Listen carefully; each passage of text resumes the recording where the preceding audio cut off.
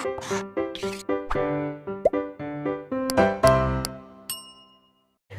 बच्चों, blueprint digital में आपका स्वागत है। मैं मोनिका, आपकी मैथ्स ट्यूटर। बच्चों, हम पढ़ रहे थे त्रिभुज के बारे में, जिसमें लास्ट लेक्चर में मैंने आपको बताया त्रिभुज की कुछ प्रॉपर्टी के बारे में, और इसके अलावा त्रिभुज सर्वांगसम कब होंगे, सर्वांगसमता क्या होती है त्रिभुज की, और हमने इसकी एक कसौटी भी पढ़ी। सर्वांगसमता की 3 कसौटियाँ जो हम त्रिभुज के बारे में इस चैप्टर में पढ़ेंगे। सबसे पहली है भुजा कोण भुजा, फिर है कोण भुजा कोण, कोण कोण भुजा। इसमें से पहली कसौटी हम लास्ट लेक्चर में पढ़ चुके हैं। इसका क्या मतलब था कि अगर दो त्रिभुज हैं, दो त्रिभुज में संगत भुजा कोण भुजा बराबर हो तो वो दोनों त्रिभुज कैसे होंगे, सर्वांगसम होंगे। जैसे ये एक त्रिभुज है और एक दूसरा ये त्रिभुज है, इसमें एक कोण बराबर है हमारा। मान लेते हैं कि ये 50 डिग्री है और ये भी 50 डिग्री है, और ये दोनों भुजाएं बराबर है। ये भुजा इसके बराबर है और ये भुजा इसके बराबर है। संगत भुजाएं आपस में बराबर है, तो ये दोनों त्रिभुज कैसे होंगे, सर्वांगसम होंगे। और इस पे हमने कुछ क्वेश्चंस भी सॉल्व किए कि इसको हम कैसे अप्लाई करते हैं क्वेश्चंस पे। दूसरी कसौटी है हमारी कोण भुजा कोण। अगर हमारे पास दो त्रिभुज है और दो त्रिभुज में संगत दो कोण बराबर है और एक भुजा बराबर है, तो वो कैसे होंगे, आपस में सर्वांगसम होंगे। जैसे ये एक त्रिभुज है, ये 3 सेंटीमीटर इसका आधार और इसका आधार भी 3 सेंटीमीटर है। इसका ये कोण 50 डिग्री है, ये कोण 50 डिग्री है, ये इसमें 60 डिग्री है और ये इसमें 60 डिग्री है। तो ये इस कोण के बराबर हुआ, ये इस कोण के बराबर हुआ और ये भुजा इस भुजा के बराबर हुई। तो इसे हम क्या कहेंगे, कोण भुजा कोण, कोण भुजा कोण।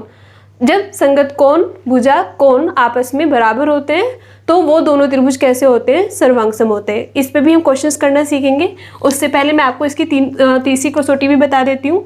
कोण कोण भुजा।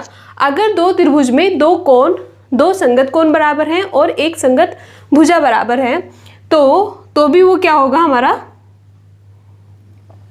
तब भी वो हमारा क्या होंगे, दोनों त्रिभुज आपस में सर्वांगसम होंगे। देखो, इसमें भी दो कोण आ रहे हैं और भुजा आ रही है, इसमें दो कोण और भुजा आ रही है। इन दोनों में डिफरेंस क्या है, इसमें दो कोण के बीच की भुजा होनी चाहिए, जैसे ये कोण, तो इन दोनों से बनी हुई भुजा। और इसमें दो कोण पहले हो सकते हैं और भुजा बाद में हो सकती है। तो आपको बस ये ध्यान देना है कि इसमें कोण भुजा कोण लग रहा है या कोण कोण भुजा वाली कसौटी लग रही है। ठीक है, तो ये तीनों कसौटी है हमारी, जिससे हम दो त्रिभुज की सर्वांगसमता को सिद्ध कर सकते हैं और उससे रिलेटेड जो भी हमारे क्वेश्चंस होंगे उसे हम सॉल्व कर सकते हैं। तो आज हम इसमें पहले मैं आपको ये कोण कोण भुजा इसमें एक प्रमेय आती है, उसको हम सॉल्व करेंगे। उसके बाद हम इनसे रिलेटेड क्वेश्चंस को सॉल्व करना सीखेंगे। अगर आप हमारे चैनल पर नए हैं और अभी तक भी आपने हमारे चैनल को सब्सक्राइब नहीं किया है तो चैनल को सब्सक्राइब करना न भूलें, साथ ही साथ बेल आइकन भी क्लिक करें ताकि आने वाली सारी वीडियोस के नोटिफिकेशन आप तक पहुंचते रहे। बच्चों, हमारे पास प्रमेय है कि दो त्रिभुज सर्वांगसम होते हैं यदि एक त्रिभुज के दो कोण और इन दोनों कोणों की अंतर्गत भुजा के अतिरिक्त, जो इन दोनों कोणों से मिलकर भुजा बन रही वो नहीं, उसके अलावा एक भुजा दूसरे त्रिभुज की क्रमशः संगत कोणों और संगत भुजा के बराबर हो। क्योंकि अंतर्गत भुजा वो हमारी दूसरी कसौटी थी, ठीक है, जिसमें हम क्या करेंगे, कोण भुजा कोण वाला जो कसौटी थी उसमें जो भुजा होती है वो दोनों कोणों के अंतर्गत होती है। लेकिन उसके अलावा अगर कोई तीसरी भुजा है, वो संगत तीसरी भुजा भी बराबर हो कोणों के साथ साथ, तो वो दोनों त्रिभुज कैसे होते हैं, सर्वांगसम होते हैं। तो हमने ये दो त्रिभुज बनाए हैं, त्रिभुज ABCDEF। अब इसमें हमसे कहा है कि दो कोण संगत कोण बराबर है, ये कोण इस कोण के बराबर है, ये कोण इस कोण के बराबर है। अब संगत कोणों के अंतर्गत भुजा के अतिरिक्त, मतलब इस वाली भुजा को छोड़कर, या तो ये भुजा बराबर होनी चाहिए या फिर ये वाली भुजा बराबर होनी चाहिए। तो हमने मान लिया कि BCEF के मतलब ये दोनों संगत भुजाएं आपस में कैसी है, बराबर है। तो हमें इन दोनों त्रिभुज को क्या करना है, सर्वांगसम सिद्ध करना है। अब तो आप सबसे पहले क्या लिखेंगे, ये प्रमेय है जो इसमें दिया है वो लिखेंगे। क्या क्या दिया हुआ है कि कोण A कोण D के बराबर है, कोण B कोण E के बराबर है और BC बराबर है EF के। ये आपको दिया हुआ है। सिद्ध क्या करना है, सिद्ध करना है कि त्रिभुज ABC सर्वांगसम होगा त्रिभुज DEF के। अब उपपत्ति देखते हैं कैसे हम इसको सिद्ध करेंगे। तो हमें त्रिभुज की एक गुण के बारे में पता है कि जो त्रिभुज होता है उसके तीनों कोनों का योग 180 डिग्री होता है। तो हमें वही प्रॉपर्टी लगानी है। त्रिभुज ABC में कोण A प्लस कोण B प्लस कोण C बराबर 180 डिग्री, और इसी तरह से त्रिभुज DEF में कोण A प्लस कोण B प्लस कोण D कोण E और कोण F बराबर 180 डिग्री। अब दोनों ही ये क्या है 180 डिग्री के बराबर है, तो ये बराबर क्या होगा, ये होगा, यानी कि कोण A प्लस कोण B प्लस कोण C बराबर होगा कोण D प्लस कोण E प्लस कोण F। अब इसमें कोण A तो कोण D के बराबर है और कोण B कोण E के बराबर है, तो बाकी क्या बचा, कोण C क्या होगा, कोण F के बराबर होगा। ठीक है, इससे ही हमारे पास एक रिजल्ट निकल के आया कि कोण C F के बराबर होगा, यानी कि ये तीनों ही कोण आपस में क्या हो गए, बराबर हो गए। तो अब हम क्या कर सकते हैं, अब हम इन दोनों कोण को और इसकी संगत भुजा को ले सकते हैं। अब ये क्या हो गया हमारा, इस कोण के बराबर सिद्ध हो गया है। अब हम क्या करेंगे, कोण B बराबर है कोण E के और कोण C बराबर है कोण F के और BC बराबर है EF के। अब इसमें हमारा जो दूसरी कसौटी थी वो अप्लाई हो रही है, वो कौन सी है, क्योंकि ये दो कोण संगत कोण बराबर है और ये उसके अंतर्गत भुजा बराबर है। ठीक है, तो हम क्या लिख सकते हैं कि त्रिभुज ABC सर्वांगसम होगा त्रिभुज DEF के कौन सी प्रॉपर्टी से, कोण भुजा कोण, कोण भुजा कोण, कोण भुजा कोण से। यानी कि हमने इस तीसरी वाली कसौटी को, इस प्रमेय को सिद्ध करने के लिए दूसरी कसौटी का यूज किया। ठीक है, ये हमें दिया हुआ था तो उससे हमने तीसरे कोण को भी बराबर दिखा दिया। अब ये दो कोण लिए और उसके अंतर्गत जो भुजा है ये ली, और ये आपस में संगत भुजाएं और कोण आपस में बराबर है, तो जो हमारी SAS क्राइटेरिया है सर्वांग समता का, उससे ये दोनों त्रिभुज कैसे होंगे, आपस में सर्वांगसम होंगे। अब देखो, जैसे ये सारे तीनों कोण आपस में बराबर आ गए थे, तो हम ऐसे नहीं लिख सकते कि तीनों, अगर त्रिभुज के तीनों संगत कोण बराबर है तो वो सर्वांगसम होंगे, उसमें एक भुजा का होना जरूरी है। ठीक है, हमारे पास ऐसा कोई भी क्राइटेरिया नहीं होगा कि A मतलब कोण कोण कोण, कि तीनों कोण संगत कोण आपस में बराबर हैं तो वो तीनों त्रिभुज कैसे होंगे, सर्वांगसम होंगे। दो कोण हो सकते हैं, दो भुजा हो सकती है, मतलब एक भुजा का होना उसमें जरूरी होता है। तो ये थी हमारी प्रमेय। अब इस पे बेस एक क्वेश्चन सॉल्व करते हैं। बच्चों, हमारे पास एग्जाम्पल है कि रेखाखंड AB एक अन्य रेखाखंड CD के समांतर है। ये रेखाखंड इसके क्या है, समांतर है, पैरेलल है, और O रेखाखंड AD का मध्य बिंदु है। ये जो O है ये AD का क्या है, मध्य बिंदु है, यानी कि ये बराबर ये है, OA बराबर OD है। तो हमें क्या सिद्ध करना है, हमें दिखाना है कि त्रिभुज AOB ये वाला त्रिभुज इस त्रिभुज के क्या है, सर्वांगसम है, ये सिद्ध करना है। फिर हमें बताना है कि जो O है वो रेखाखंड AB का, ये तो इन्होंने दिया हुआ है कि जो O है वो AD का मध्य बिंदु है, हमें ये सिद्ध करना है कि O BC का भी मध्य बिंदु होगा, BC का भी मध्य बिंदु होगा, ये हमें इसमें सिद्ध करना है। अब सबसे पहले इसमें हम क्या करेंगे, पहले पार्ट को सिद्ध करते हैं। अब ये कोण इस कोण के बराबर होगा, क्यों, क्योंकि ये शीर्षाभिमुख कोण है, और क्योंकि ये वाली देखो ये एक तिर्यक रेखा है और ये समांतर रेखा है, तो ये कोण इस कोण के बराबर होगा क्योंकि ये एकांतर कोण है, और हमें ये भुजा तो इस भुजा के बराबर दी हुई है, तो इसमें हमारी कौन सी कसौटी लगी, इसमें हमारी कोण भुजा कोण वाली कसौटी लगी, और उससे ये क्या हो गए, दोनों त्रिभुज सर्वांगसम सिद्ध हो गए हैं। ठीक है, तो इसे करते हैं। सबसे पहले त्रिभुज OCD तथा त्रिभुज OAB में कोण O बराबर कोण O होगा, क्योंकि ये शीर्षाभिमुख कोण है। इसे हम इस तरह से लिखेंगे, कोण COD बराबर कोण AOB, शीर्षाभिमुख कोण।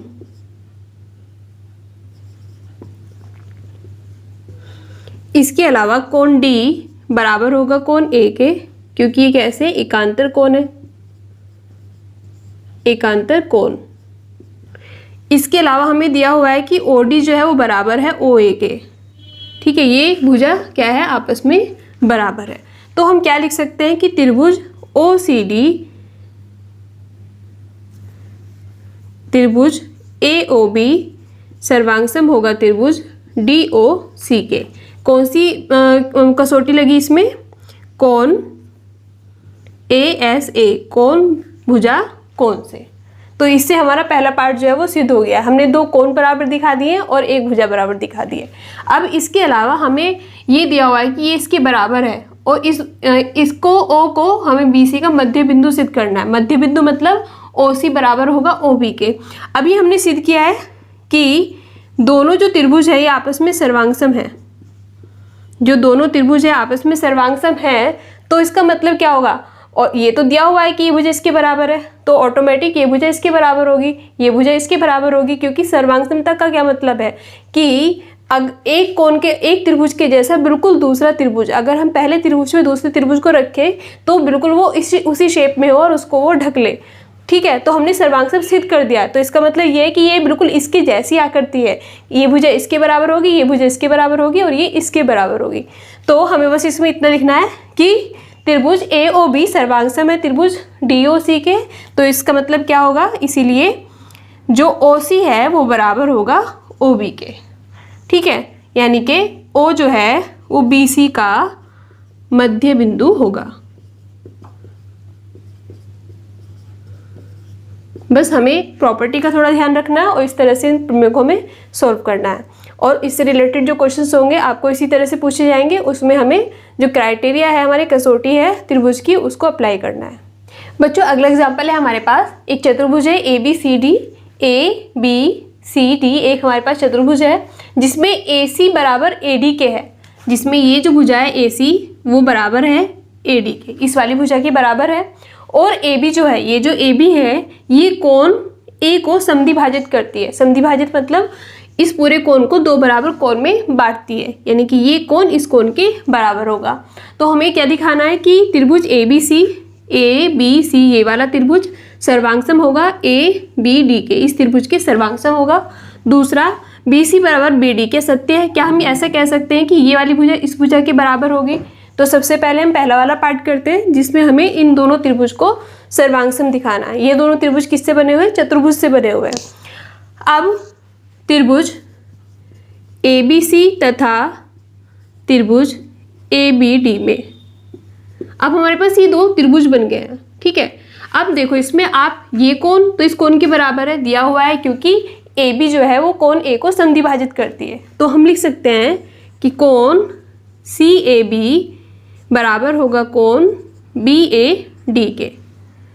ठीक है, यहाँ पे आप लिख सकते हैं एक AB कोण A को समद्विभाजित करती है, दिया हुआ है आपको ये ना। इसके अलावा आपको दिया हुआ है कि AC बराबर AD के है, AC बराबर AD के है, ये आपको दिया हुआ है।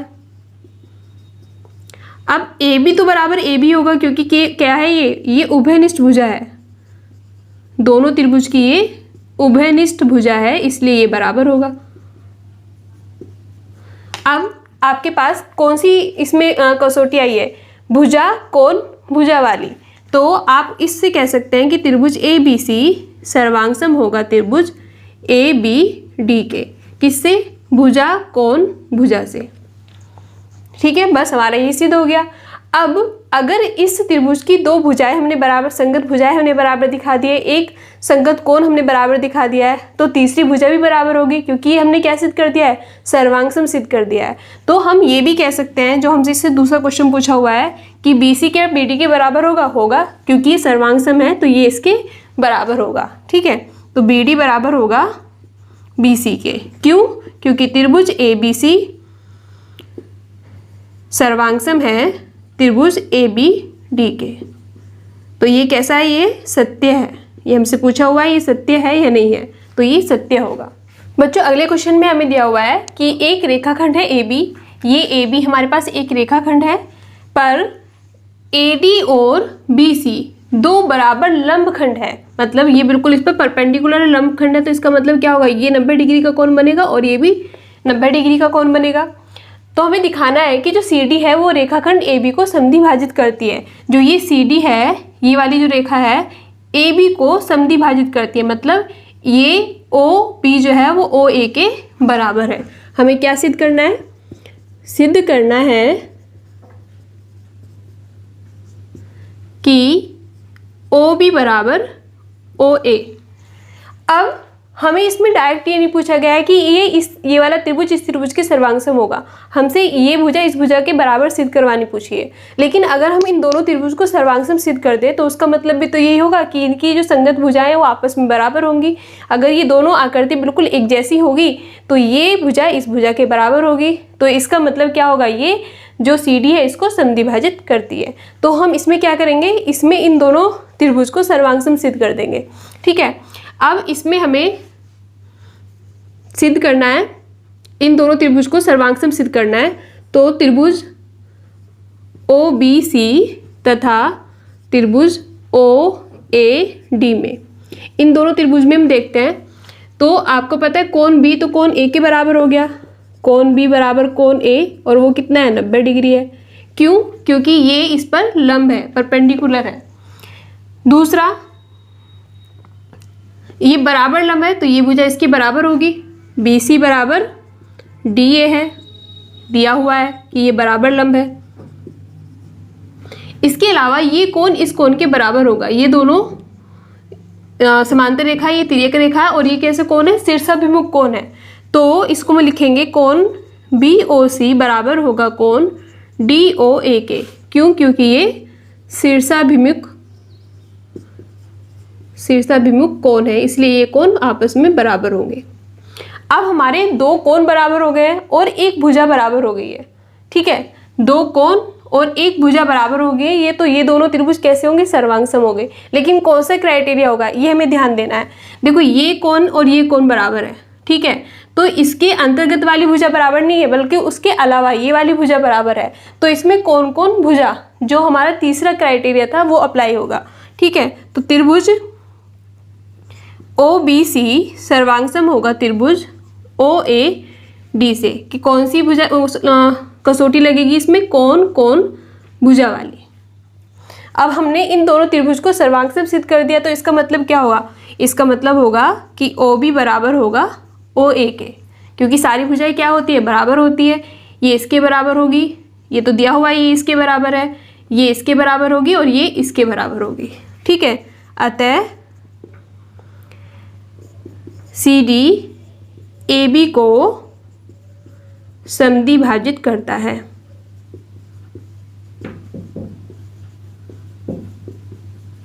यही हमें सिद्ध करना था। बस हमने दोनों त्रिभुज को सर्वांगसम दिखाया, तो ये दोनों भुजाएं आपस में बराबर होगी। बराबर है तो इनके जो बीच का पॉइंट है ये इनका मध्य बिंदु होगा O, और ये भुजा जो है इसको ये समद्विभाजित करती है। बच्चों, अगले क्वेश्चन में हमें ये डायग्राम दिया हुआ है और इसमें क्या दिया हुआ है कि जो AB रेखाखंड है उसमें एक मध्य बिंदु P है। ये इसका मध्य बिंदु है, तो इसका मतलब क्या होगा कि AP बराबर BP के होगा। ये आपस में बराबर होंगी। इसके अलावा हमें दिया हुआ है कि जो कोण है A, DAB जो कोण है ये EBA के बराबर है, इस कोण के बराबर है। और जो EPA है वो DPB इस कोण के बराबर है। हमें सिद्ध क्या करना है? हमें त्रिभुज DAP को इस त्रिभुज के सर्वांगसम सिद्ध करना है। और दूसरा हमें बताना है कि क्या AD BE के बराबर होगी, क्या AD ये वाली भुजा इस भुजा के बराबर होगी। तो जब हम सर्वांगसम सिद्ध कर देंगे तो भुजाएं भी आपस में बराबर हो जाएंगी। तो पहले हमें क्या करना है? इन दोनों त्रिभुज को सर्वांगसम सिद्ध करना है। अब हमारे पास दो त्रिभुज हैं, त्रिभुज DAP तथा त्रिभुज EBP में। अब देखो, ये त्रिभुज है तो उसकी एक भुजा तो ये है, और इस त्रिभुज की ये भुजा ये है, और ये दोनों आपस में कैसी है? बराबर है, क्योंकि PAB का मध्य बिंदु है। तो AP बराबर क्या होगा? BP। क्यों? क्योंकि PAB का मध्य बिंदु है। ये मध्य बिंदु है तो हम इसको इसके बराबर लिख सकते हैं। इसके अलावा कोण EPA बराबर होगा कोण डी पी बी के, ये हमें दिया हुआ है कि ये कोण इस कोण के बराबर है। इसके अलावा कोण डी ए बी बराबर होगा कोण ई बी ए के, ये भी हमें दिया है। अब हमारे दो संगत कोण बराबर हो गए हैं और एक भुजा बराबर हो गई है, ठीक है। और देखो कोण भुजा कोण, इस क्राइटेरिया से ये दोनों त्रिभुज कैसे हो गए, सर्वांग समसिद्ध हो गए। तो त्रिभुज डी ए पी सर्वांग सम होगा त्रिभुज ई बी पी के, ठीक है। किससे, कोण भुजा कोण से। अब ये सर्वांगसम है तो इनकी जो सारी संगत भुजाएं होंगी वो कैसी होंगी, आपस में बराबर होगी। सर्वांगसम का मतलब है कि हुबहू दूसरी आकृति, तो उससे हम लिख सकते हैं कि कोण AD जो है वो BE की बराबर होगी, ये भुजा इसके बराबर होगी। क्यों, क्योंकि त्रिभुज DAB सर्वांगसम है कोण EBP के। इस तरह से हम इसके दोनों पार्ट सिद्ध कर सकते हैं।